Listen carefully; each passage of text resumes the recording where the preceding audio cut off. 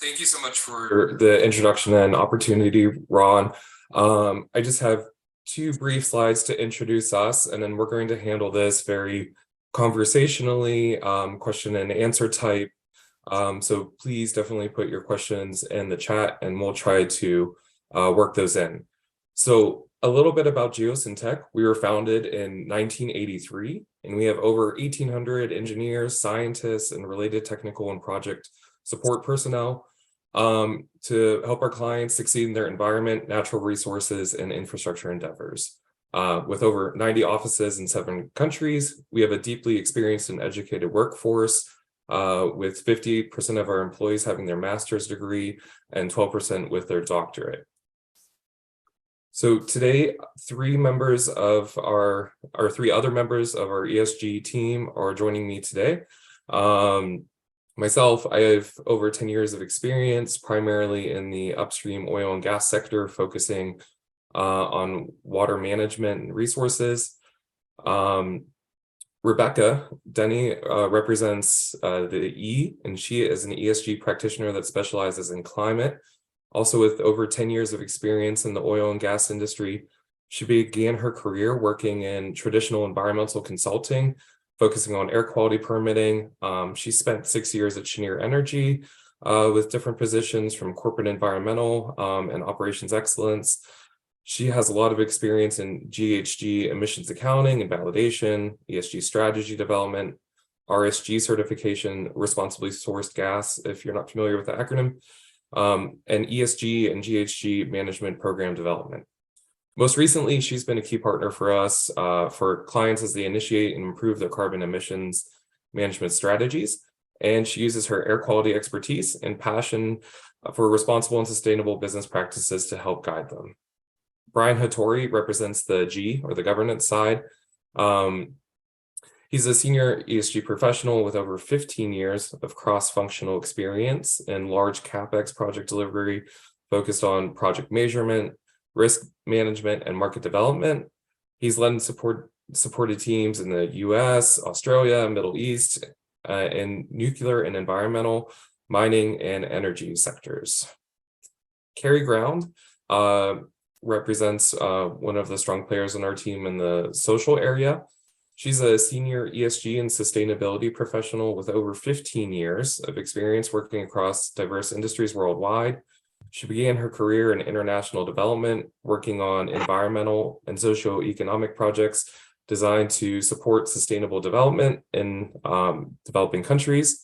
For the past decade, she's focused primarily on environmental and social performance in the oil and gas industry. She's managed community affairs and community investment team for a proposed $10 billion LNG export facility. Outside of just being a really awesome person, she is passionate about social responsibility and remains heavily focused on stakeholder relations, risk management, local content, environmental justice, and community investment. So I'm just going to punt a question to the team. And then again, please feel free to add any follow-up questions in the chat, and we will be sure to get to them. And I'm just going to stop sharing my screen. Okay.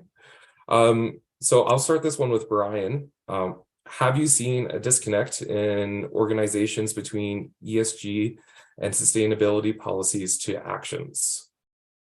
Thanks, Dawson. Yeah, there are some disconnects. You know, policies are different than culture and behavior, right? That they're not always in line, and so we really have to look at it holistically and understand that it takes more, you know, for an organization than just writing a policy. You know, we do a lot of work aligning teams, helping build the culture, helping communicate. Right. And part of that communication is understanding, you know, where the company and the individual is in the context of sustainability. You know, what is their awareness? What is their incentives? What's driving them personally? What's driving the business? And then we can find ways to enter and help them where they, you know, meet them where they are and find the best ways to help them.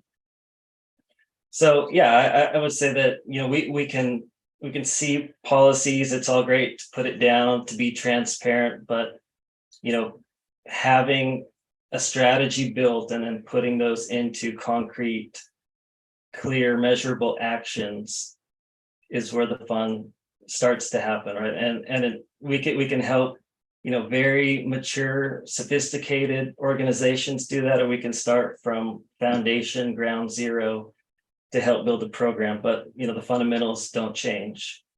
We the more we understand about your company, the people, the better that we can advise and build those strategies and implement those strategies to improve your sustainability performance. Yeah, and I'll just jump in. I mean, I completely agree with what Brian just said there. We've seen in recent years, especially, just this significant push towards what's now ESG and sustainability. But a lot of companies have been doing many of these things for years. It just hasn't been as public.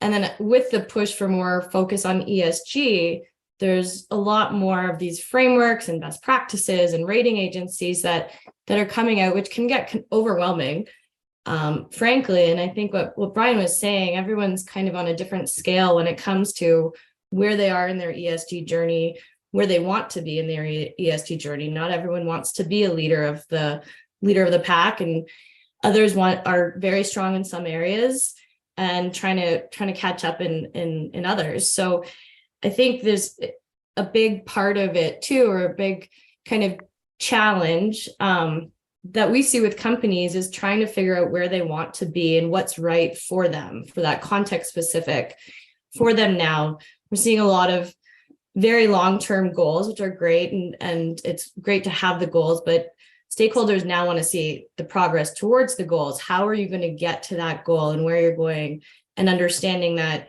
making those goals to be as a competitive advantage is great. If you can get there, how you're going to do it and have that strategy to get there, but you also want to make sure that the goals are relevant to your company and context specific, that work for what you want to do as a company.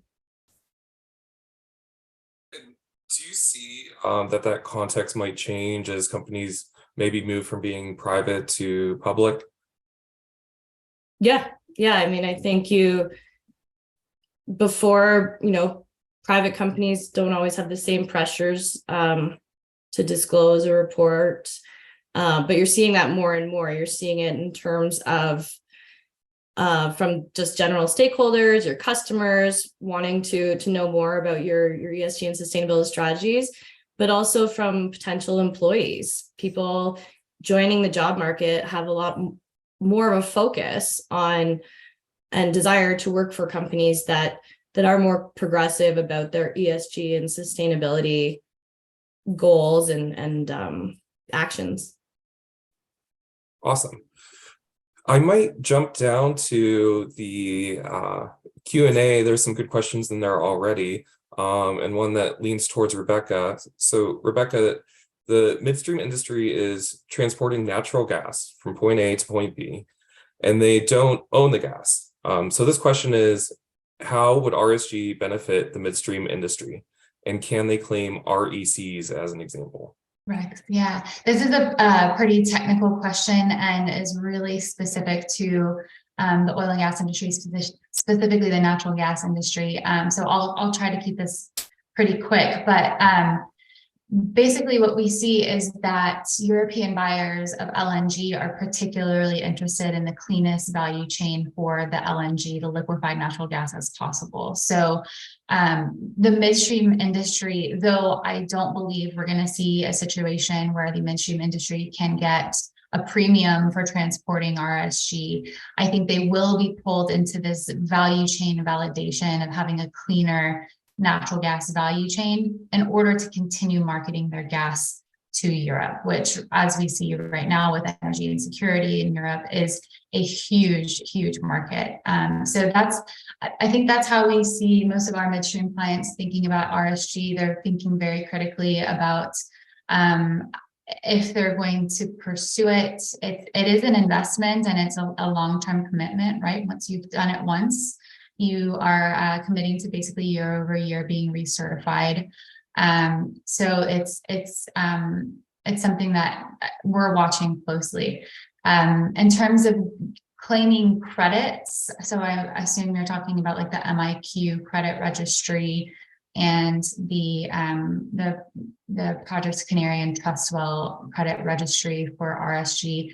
I don't think we've seen significant movement in that space yet because it is so fraught with complexity. So I think there's a lot of work still to be done to make that a fulsome registry, so that you're not, claiming a certain performance in your sustainability report and your investors, and also selling that performance to somebody else who would then claim similar performance. So sorry, that's probably a very in the weeds question for the entire group. But there is a second question, Dawson, if you don't mind skipping to Mallory's.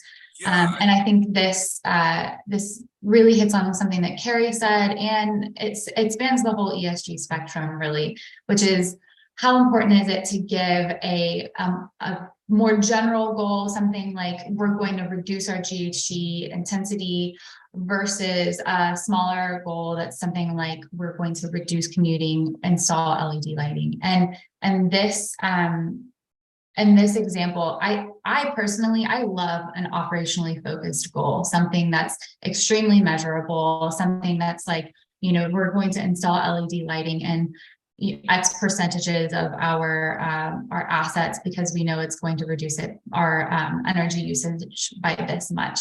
I love those kind of short-term, year-over-year goals in concert with a more long-term goal. I would be careful in making these long-term goals without having done the analysis of the short-term goals to know that, certain things are achievable. We've seen situations where there has been a 2030 goal that is no longer in line with the company's strategic growth plan, and that's where we get into real trouble. And we're talking about things like strategically communicating a restatement of goals or potentially divesting other assets, right? So that's where we get really tricky. But I actually really love the concert of both of those strategies together. I don't know if Kerry or Brian, you guys have anything to add on additional goal setting for the other areas of the ESG spectrum. I think it could lead nicely into a conversation on materiality and how you determine what's most important to your organization and what type of short-term and long-term strategy you're going to implement. So Kerry or Brian, building on that, how do you think organizations should start to, if they really don't have anything defined yet, what's a good place to start determining that? You want to go, Kerry? You want me to go? I can jump. I was just going to kind of touch on something and it aligned, but something that Rebecca said as well. I mean, getting a quantifiable goal is great. You can back it up. You have your measurements and everything. And then in terms of setting goals, I mean, quantifiable is just not always possible, right? Especially in the social realm, you can certainly have quantifiable, how many grievances have you received, your health and safety data, things like that. But there's other more qualitative, you want to contribute to the community and benefit the community where you work. You could look at that in terms of dollars, but then there's all other aspects just in terms of relationships and capacity building, and you can put numbers to it, but it's a lot of the engagement that is more qualitative, and it's harder to define. In terms of making your goals, I think it's really the best thing is you need to make sure it aligns with your company culture. I mean, and that sounds easy to say, I guess, but you need to really understand what's important to your company. Not everyone, and I saw that one question about, if we are going to say we're going to reduce our emissions by X percent if we already don't have high emissions. So it's, you can make small efforts to decrease it, but it's not going to make a huge jump. So maybe there's a different area that's more important or more relevant to your company that's where you should focus on, and that's where you really start to understand. I mean, when we do materiality assessments, helping companies understand what's material to them, it's really good to include a diverse group of your internal stakeholders and maybe get some perspectives from external stakeholders to really understand what means a lot to your employees. I mean, your employees are your number one stakeholder. So really understanding that just overall helps your company and develop goals that are meaningful and then get to that point that are achievable as well. Yeah, that's great. I think I would add that, to be cautious and not be reactive, right? To be measured and to be systematic, right? So that it's repeatable, but it's also really helping you identify at a high level, down to the detail, what matters most, what has the highest impact or the return on investment, because everybody's fighting for a finite amount of resources and time, right? It's people and time. And so we like to use, the internationally accepted frameworks, right? We like to benchmark or baseline to understand, the context of your operations. Like, what do you do? What do you make? What is your impact on sustainability to sustainable development, right? How do you look at GRI? Do you perform a materiality in alignment with GRI? Are you looking at SASB indicators specific to your sector, right? And then it's drilling down into materiality, getting subject matter experts, in the room, giving you their ideas, their best practices, their expertise and knowledge, and then validating those issues to refine to what has the highest impact. Thank you, Brian. You touched on GRI briefly, and there is a question about different standards available. Do you want to give a brief overview of the main ones? Yeah, I mean, there's a big ecosystem of standards and frameworks and data collectors. And again, this is pretty specific to the needs of your company, your market segment, your sector. But we typically, if you're coming into it new, we'll want to reference GRI, at a high level. Kerry, I can see you want to jump in here. No, I was thinking, I mean, when we're helping companies determine which framework is best for them, because this again goes aligned with making your goals, is determining which framework you want to, and you don't have to align right away, even just use it as a guide to get you to a place of where you want to be. If you're starting out, GRI, I think, has 500 different factors. So that's a lot to start with. It can be intimidating. So using some of these frameworks to determine where you want to go is a way. And the way that we help clients decide which framework is best and most relevant to them, often we'll do, a benchmarking. We'll look at, if they're a public company, we'll look at their investors. What do their investors care about? What do their peers and competitors, what are they benchmarking to? Or what are some of the areas they're doing it? So doing some activities and tasks like that kind of help triangulate and really figure out what would make the most sense for your company, rather than, no one's going to be able to do all of them. There's a ton of them, and I feel like every week there's new ones. So it's really just trying to figure out which one is most relevant for you and which one works the best and is aligned the most with your personal or company ESG strategies and goals. Yeah, I think that's a good point to touch on, and it's important for companies to really determine what is material to them so that they're driving the dialogue in their ESG journey and not letting outside influences of different rating agencies and things drive the decisions that they make. So I guess on this, what are some themes you're seeing across different industries? Maybe we'll go back to Rebecca. You say that again. So themes that you're seeing across different industries as people embark on their ESG journeys? Yeah. This is a great one. So I think the common theme that I have seen through my career in this space is, these kind of initiatives, at least in the environmental world, started pretty siloed with a group of environmental professionals who were managing environmental risks and reporting out.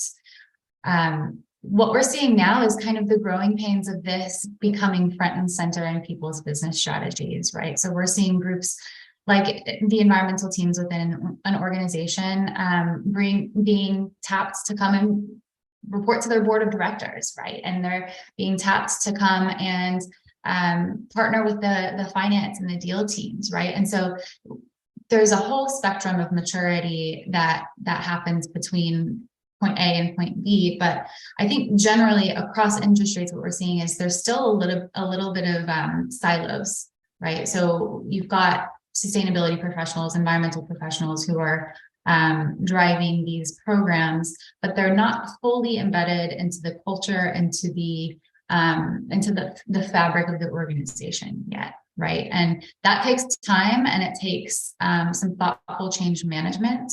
It takes a lot of, I think, kind of strategic coaching with our clients to be able to communicate these messages really effectively internally to get that buy-in. And I think that's something that is this team's strength, and a really niche thing that we do is we tend to not just hand over a suite of documents, a program, a GHG emission inventory. We like to partner for the long term and help establish these programs to be lasting. Just to build on what Rebecca was saying about the growing pains of requiring the cross communication across teams internally. I mean, a lot of these, what was traditionally seen as an environmental impact, it has all these social components, and you're seeing with ESG and more focus on the social performance, on understanding how your environmental impacts translate into a social impact. So things like environmental justice, which is just becoming more popular. So we help clients understand that you could see a risk or a potential impact from one lens, but helping them make sure they're looking across the spectrum of ESG to see where else that is a risk or an opportunity, build it into an opportunity. But really understanding how all of these teams, working together, all need to contribute and have that communication in order to achieve, company-wide ESG goals. Yeah, that's great. I would add that what I've seen, we get to see a lot of different companies, people, teams, industries, and everybody has similar challenges. And if you think that it's unique to you, there's somebody else going through something very, very similar. But also these organizations are full of really smart and creative people, who want to solve these challenges and problems. We see more pressure from investors to have your ESG become more formal and integrated, centralized into the organizations, right? And so it's a matter of, you're already doing a lot of great things, but let's put it down on paper. Let's tell the right story. Let's formalize the process, document it and communicate it. I totally agree. I'll just add one thing to that and say that's why I think just anecdotally from my observation, the most successful ESG professionals tend to be a pivot point in their organization, and they take feedback from many different parts. It's not a position that you can take credit for anything going well, right? It's really truly just a pivot point from all of the different factions that drive a business. Great point. We just have a few minutes left, maybe 2 or 3 minutes. And maybe if any of you want to share some anecdotes or stories on your experience with organizations, maybe around how they jump into their ESG policy and maybe doing things too much too soon, or that type of anecdote. Gosh, where would we begin? There you go. Thanks, Rebecca. I think so. One of the things I would say is just, make sure we touched on this earlier, but just make sure that you are sure of your goal and that it's achievable before it's made public. Because once it's public, it is out there. And if you put it on your website and your sustainability report, you need to make sure that that is something, A, that you want to achieve, that it's important for you to achieve, and that it's achievable. And in doing that can be, like we were talking about, short term, what might change, but then also you need to think long term, what might change with mergers, acquisitions, restructuring. All of those things can have impacts on these goals. So it's just really keeping those in mind. And with the rise of social media and, the SEC's cracking down more on companies for greenwashing or making statements that are not accurate. So just to be very, very careful of anything that you put out publicly, making sure that you're ready to stand behind it. That's great. I was still reflecting on something just said a minute ago, and it really boils down to that nobody has all the answers in this space. Or if they do, I haven't met them yet. And so what it results in is the need to collaborate, and communicate effectively, be able to work together, get out of those silos, and solve problems, as a cohesive unit. Really agree. Excuse me. That's a nice way to sort of close out our series of questions. I'm looking through the list here just to see if there's anything else that we can touch on. There's a question on, it's very difficult to relate to all GRI standards to ESR, or to relate all GRI standards to ESRs or EU taxonomy or TCFD. So in order to develop some preliminary information model based on GRI standards, how and what approach can be followed with a very thin layer? So maybe starting with Brian, do you want to just touch briefly on how we would answer this question for a client as they approach what's material to them? The question is, how do you address GRI and all the different components?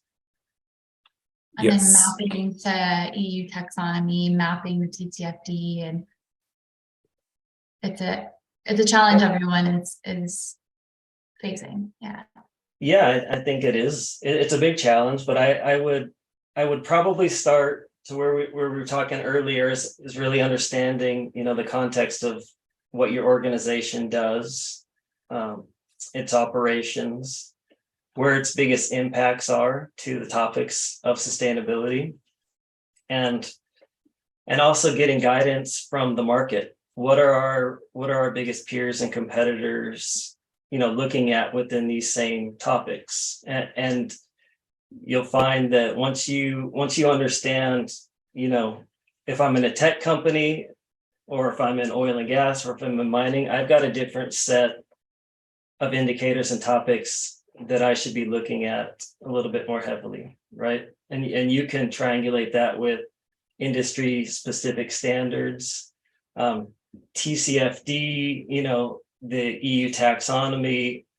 There's a lot of EU, UK, US, Australia that are adopting. I think TCFD is becoming very popular, and it's great, right? It's risk-based, it's strategy and its governance around climate risk.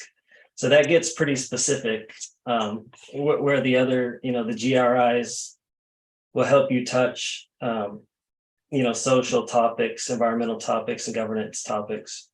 But again, we would start with the GRI 1, 2, and 3 to identify, what's our business doing, where are our biggest impacts, right? And how do we systematically look at what's material, right? And then that will inform, other areas to pick and pluck. And you can also look within your organization, because, the company you're at right now is going to measure what they think is important. So they're already measuring, they've already got KPIs, whether they tell the external world or not. That's a very good indicator of what your company and group thinks is important, because they're measuring it.